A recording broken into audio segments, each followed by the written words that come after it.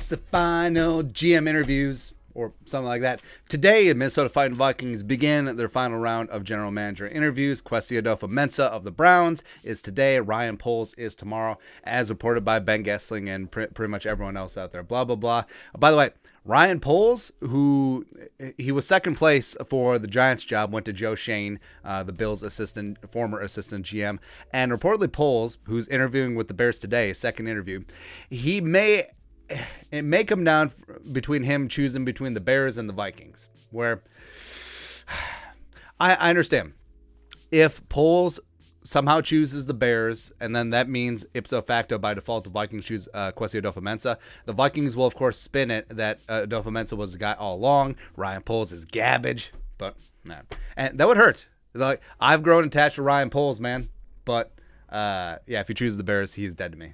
That is all. Same thing with Monty Ossenfort. Even though Ossenfort, for some reason, didn't get to the second round of Vikings interviews, if he gets the Bears job, he's a finalist there.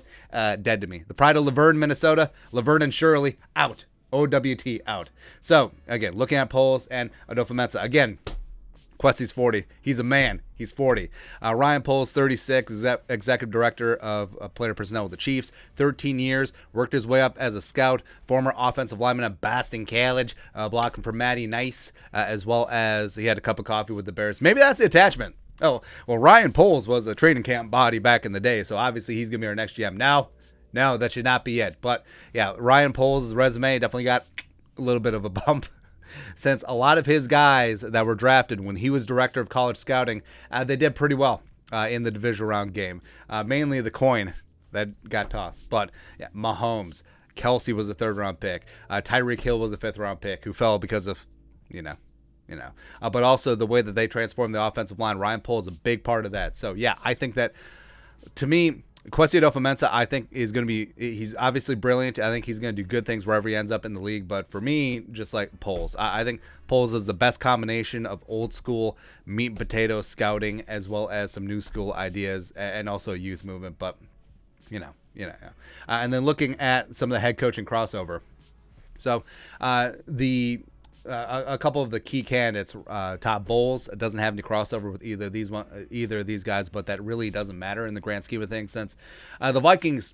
So initially it said, the GM, we're gonna hire the GM first, and the GM will pick the head coach, and then it's like the GM will have input, and it's like input.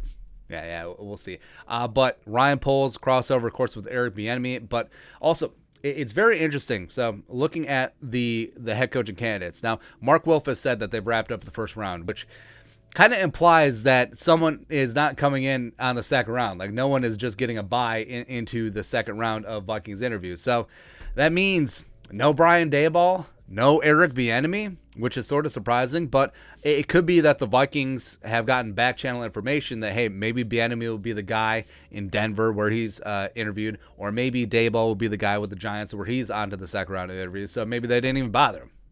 Seems weird, though, right? But looking at connections, some of these are legit, some of these are kind of funny. I'm sure we missed a couple because it's like herding cats. Also, a couple things. Just because people work together doesn't mean that they have a close relationship. Like, think of the people you work together for a long time. Sometimes they're ass. Sometimes you're ass too. Thank you. I mean, let's be real here. Also, just because they were with the same organization doesn't mean that they were even in the same building. Like Ryan Poles, when he was an area scout, wasn't even in the building. Director of college scouting is constantly on the road.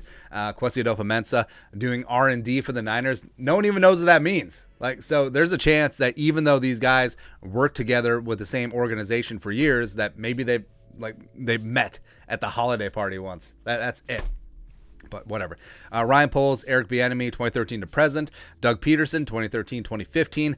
Brian Daboll, remember, he was the Chiefs OC for one season before everything went to pot in Kansas City, and then Andy Reid came in 2013. Adam Zimmer, 2010 to 2012. Dun dun dun. Like, if Ryan Poles comes in and the new head coach, does Adam Zimmer remain? That'd be kind of awkward. I don't think that happens. Matt Nagy, fake ass Brad Childress. No.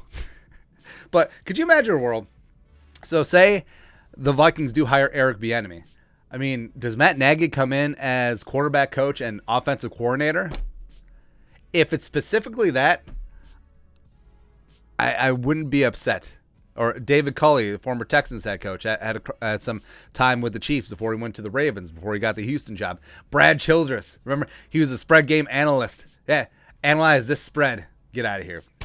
Get out of here. Kwesi Adofo-Mensah, D'Amico Ryans, that's the big one, 2017, 2019. And remember, just because if the Vikings hire Ryan Poles, that does not mean that D'Amico Ryans or Kevin O'Connell is automatically off the board. Also doesn't mean that if they hire Adofo-Mensah, that those two guys are automatically getting the job, right? But Kevin O'Connell spent a year with the Niners 2016 on special projects, whatever that means. Mike LaFleur, 2017, 2019, currently the Jets OC. And also, so we listed Mike McDaniel, who has been the Niners OC since LaFleur left for one season. He was the run game coordinator. Big reason why Elijah Mitchell, Deebo Samuel, they've been getting things done on the ground. Now, props to Kyle Shanahan, where he wants his guys to move up and keep getting advancing, getting better jobs. So Mike LaFleur was the non-play calling OC, basically Mike McDaniel's job, before he went to the Jets to be the OC under Rob Saleh, who was the former Niners DC. Now, maybe, just putting that's together, maybe the Vikings hired D'Amico Ryans, and Shanahan allows Mike McDaniel, his non-play calling OC, to move to Minnesota, where he's got a play calling job, which certainly enhances his resume and chances to become a head coach down the line. That would be amazing. I love that selflessness. You want your boys to level up as well. It's good times. But we're getting ahead of ourselves. Although, I will say, I would prefer Poles as GM, but whoever's GM, and if they land D'Amico Ryans and Mike McDaniel is your OC, let's go. Let's go, man. Jumping Jim Harbaugh 2013 to 14. Eric Mangini is also in the mix as well. Oh, I forgot to write down Chip Kelly. You forgot that Chip Kelly was the head coach of the Niners for like 2 seconds. It's funny, man. Vic Fangio was Harbaugh's DC back in the day. And if the 1% chance that the Vikings actually do land Jim Harbaugh, and John Bacon wasn't putting that out there just to fluff up Harbaugh's chances of getting a promotion and a raise. Well, not promotion, but a raise. Nah. But if Harbaugh does land in Minnesota, maybe he brings his longtime assistant Vic Fangio to be DC. I'd be okay with that. Maybe he steals Greg Roman from the Ravens to come to Minnesota, because John Harbaugh nailed it. It's sort of throwing his assistants under the bus. Hell, bring Wink Martindale along too to be senior defensive consultant.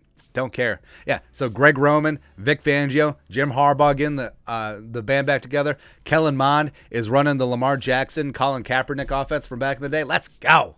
Let's go, man. And this is from Adolfo's time with the Browns. Chad O'Shea, who I actually think is a bit of a dark horse. I don't think he ever becomes a head coach, but becoming a full-time OC again, certainly could see that. O'Shea actually spent some time with the Vikings, I think 06, 07 type area as an assistant. And then also Mike Prefer.